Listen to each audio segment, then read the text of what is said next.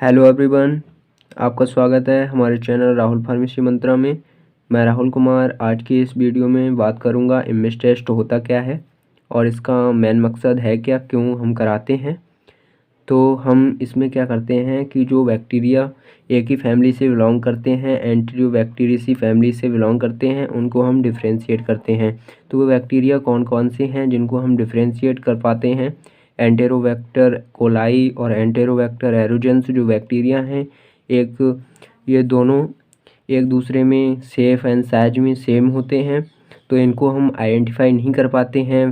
Basic जो identify की जो टेक्निक्स थी, जैसे हमने ग्राम स्टैनिंग पढ़ी थी, एसिड फास्ट स्टैनिंग पढ़ी थी, तो उनमें क्या होता है, उनमें हम इन्हें डिफ्रेंशिएट नहीं कर पाते हैं। इसीलिए हमें इमेज टेस्ट करना पड़ता है। ये 4 प्रकार का टेस्ट होता है, जिसमें 4 अलग अलग प्रकार के टेस्ट हमें परफॉर्म करने होते हैं।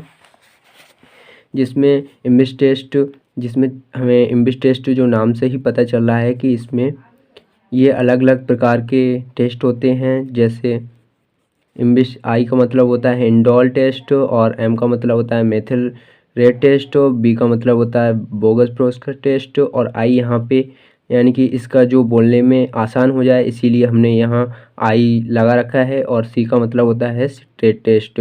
तो इसको ये 4 प्रकार के टेस्ट होते हैं। I for indole, M for rate methyl red, और बी फॉर बोगस प्रोस्कर, और सी फॉर स्ट्रेट टेस्ट। तो ये 4 प्रकार के टेस्ट हमें परफॉर्म करने होते हैं, और इनको ही मिला के हम इमेज टेस्ट कहते हैं।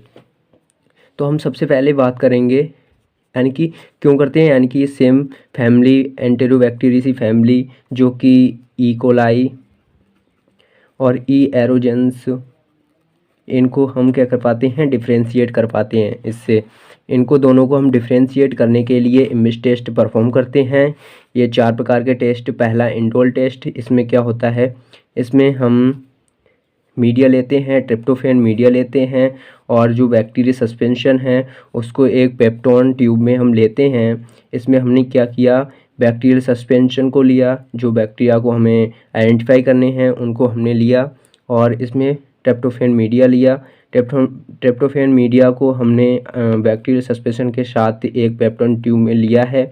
फिर इसके बाद क्या करते हैं, हम इनको क्या करते हैं, इंक्यूबेट करते हैं। 2 से 3 दिन तक इंक्यूबेट करना पड़ता है। इंक्यूबेट करेंगे 37 डिग्री सेल्सियस पे, तब क्या होता है, जो ग्रोथ कर जाएंगे। ग्रोथ करने के बाद अब हम इस पे करेंगे इंडोल टेस्ट परफॉर्म। तो इस पे हम क्या करेंगे, अब कोवैक्स रिएजेंट, ये रिएजेंट कोवैक्स रिएजेंट को हम ऐड करते हैं। इसके बाद यानी कि इंक्यूबेट करने के बाद तो क्या होता है, कोवैक्स रिएजेंट जैसे ही हम ऐड करते हैं तो क्या होता है, इंडोल बन जाता है। इंडोल बन जाता है, तो इंडोल बनने की प्रक्रिया को ही हम इंडोल टेस्ट कहते हैं। इंडोल, अगर ये बैक्टीरिया सपोज इकोलाई है, इकोलाई यहाँ पे क्या था, बैक्टीरियल सस्पेंशन था, हमने पेप्टोन ट्यूब में लिया, इसको इंक्यूबेट किया 2 से 3 दिन तक 37 डिग्री सेल्सियस पर, और इसके बाद इंक्यूबेट करने के बाद जो इंक्यूबेशन पीरियड के बाद हमने क्या किया, कोवैक्स रिएजेंट ऐड कर दिया। ऐड करने के बाद उनके बीच रिएक्शन हुई, रिएक्शन होने के बाद इंडोल टेस्ट बनता है। इकोलाई इंडोल टेस्ट देता है, यानी कि इंडोल बनाता है, तो क्या आता है, रेड कलर का, इसका जो कलर होगा वो रेड कलर होगा। अगर रेड कलर आ गया यानी कि जो ट्यूब के ऊपर वाली लेयर पे यानी कि एक लेयर बन जाती है ऊपर, तो वो रेड कलर की लेयर होगी, यानी कि वो जो इंडिकेट करता है कि ट्यूब में इंडोल फॉर्मेशन हो चुका है। ये टेस्ट ई कोलाई और ई एरोजेंस को डिफ्रेंशिएट करता है। इसमें क्या होता है कि ई कोलाई पॉजिटिव टेस्ट देता है और ई एरोजेंस नेगेटिव टेस्ट देता है। इसीलिए हम इनको दोनों को क्या कर लेते हैं, डिफ्रेंशिएट कर लेते हैं। इसके बाद देख लेते हैं इसकी थ्योरी क्या है, कि इसमें क्या होता है, इमेज टेस्ट को हम बायोकेमिकल टेस्ट भी कहते हैं। इसका मेन पर्पज क्या है, डिफ्रेंशिएट करना होता है जो एंटेरोबैक्टीरियसी फैमिली से बिलोंग करते हैं बैक्टीरिया, जो कि सेम शेप और सेम साइज के बैक्टीरिया होते हैं, उनको क्या करता है, डिफ्रेंशिएट करता है। ये 4 प्रकार का टेस्ट होता है, 4 प्रकार के अलग अलग टेस्ट होते हैं। इसमें 4 प्रकार के टेस्ट कौन कौन से होते हैं, indole test, methyl rate test, V for बोगस ब्रोस्कर टेस्ट। आई यहाँ पे इसके बोलने में आसान हो जाए इसीलिए हमने यहाँ पे आई को ऐड कर रखा है। और सी को क्या है, सी फॉर क्या है, सिट्रेट टेस्ट। ये 4 प्रकार के टेस्ट हम परफॉर्म करते हैं डिफ्रेंशिएट करने के लिए एंटेरोबैक्टीरियसी के बैक्टीरिया को। इसमें पहले में हमने बात करी थी कि मीडिया क्या लेते हैं, ट्रिप्टोफैन, रिएजेंट क्या लेते हैं, कोवैक्स रिएजेंट। तो कोवैक्स रिएजेंट में क्या क्या कंपोजिशन है इसका, 10 ग्राम पैराडाइमेथाइल अमीनो बेंजल्डिहाइड, 150 ml अमाइल और iso amyl alcohol, 50 ml concentration hydrochloric acid.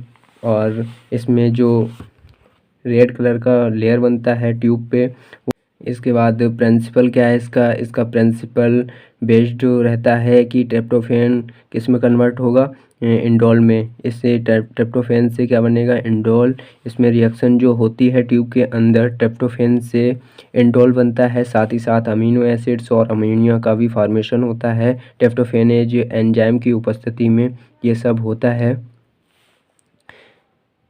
इसमें जो लेयर बनती है वो उससे पता चलता है कि इंडोल फॉर्मेशन हो चुका है। जो रेड कलर की लेयर ट्यूब पे बनती है उससे पता चलता है। प्रोसीजर पहले क्या लेते हैं हम, एक पेप्टोन ट्यूब लेंगे, उसमें क्या लेंगे, बैक्टीरियल सस्पेंशन और अगार मीडिया प्लस ट्रिप्टोफैन मीडिया को ऐड करते हैं। देन इसके बाद इस पेप्टोन ट्यूब को हम इंक्यूबेट करने के लिए 2 से 3 दिन तक 37 डिग्री सेल्सियस पे इंक्यूबेटर में रख देते हैं। इसके बाद जब हम उसे निकालते हैं इंक्यूबेटेड ट्यूब को, तो उसमें हम कोवैक्स रिएजेंट को ऐड कर देते हैं। जब ऐड करने के बाद क्या होता है, ट्यूब की जो टॉप लेयर पे क्या होता है, रेड कलर की लेयर बन जाती है, जिससे हमें पता चलता है कि इंडोल फॉर्मेशन हो चुका है। और वो bacteria E coli bacteria indole test positive result देता है। और एरोजेंस जो बैक्टीरिया है ई एरोजेंस वो नेगेटिव देता है। तो इस वजह से हम दोनों को डिफ्रेंशिएट कर पाते हैं। इसके बाद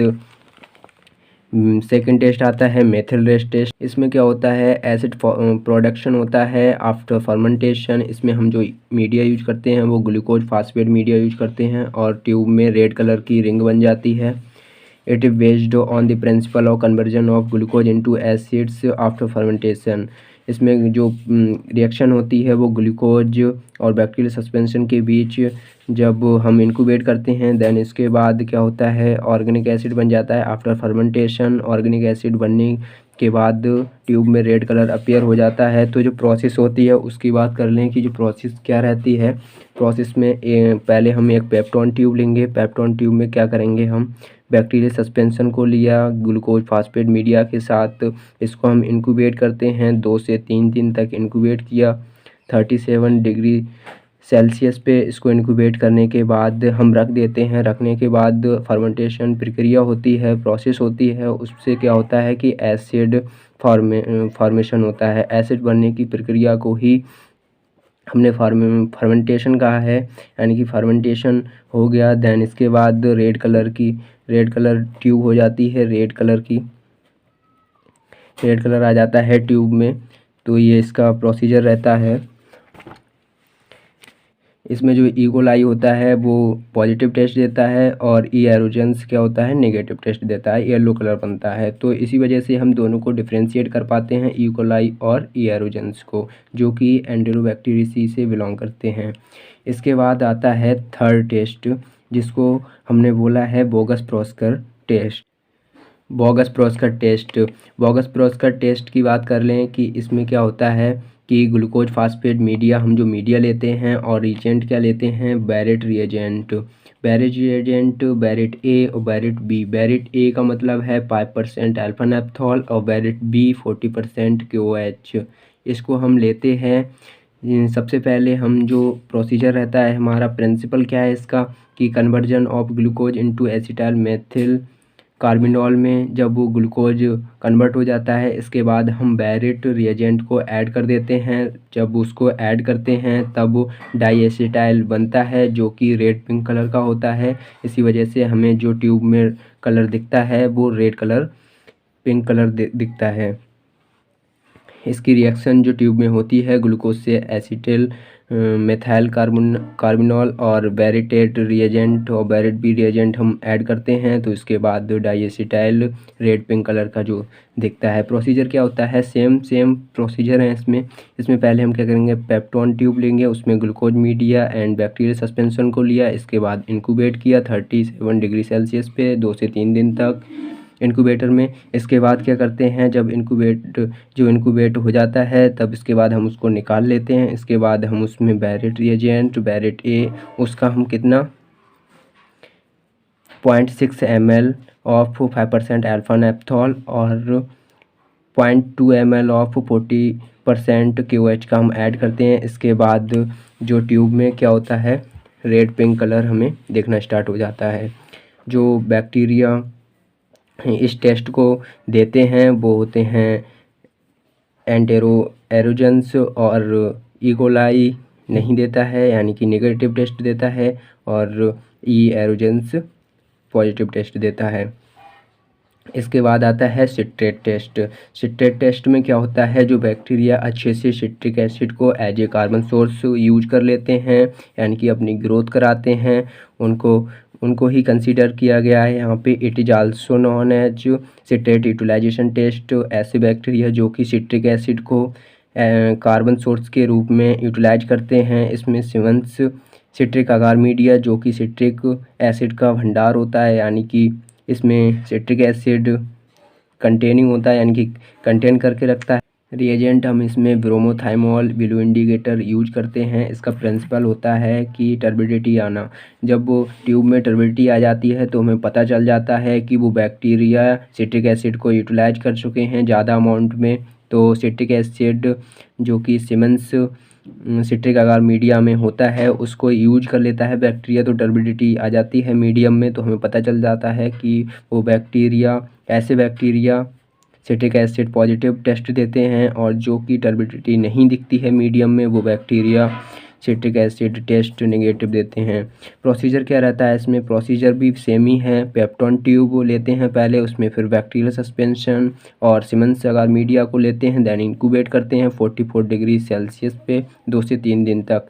44 डिग्री सेल्सियस पे हम क्या करते हैं, इंक्यूबेट करते हैं, और बाकी में हमने 37 डिग्री सेल्सियस पे इंक्यूबेट किया था। इस टेम्परेचर पे जो एरोजेंस बैक्टीरिया होता है वो ग्रो कर जाता है, और जो इकोलाई बैक्टीरिया होता है वो ग्रो अपनी नहीं दिखाता है, ग्रो नहीं कर पाता है। तो इससे भी हमें पता चल जाता है, इन दोनों को हम डिफ्रेंशिएट कर पाते हैं। Only aerogenes can grow at this temperature while E coli will not show any growth. इस टेम्परेचर पे इकोलाई बिल्कुल भी ग्रोथ नहीं कर पाता है और टर्बिडिटी शो नहीं करता है। सो फ्रेंड्स, ये थे इम्बिस टेस्ट के बारे में सब कुछ। 4 प्रकार के टेस्ट थे। मैं उम्मीद करता हूँ कि आपको समझ में आए होंगे। सो फ्रेंड्स, अभी तक आपने चैनल को सब्सक्राइब नहीं किया है तो चैनल को सब्सक्राइब कर लें और बेल आइकन को भी प्रेस कर लें। और आज की इस वीडियो में बस इतना ही। मिलते हैं अगली नेक्स्ट वीडियो में।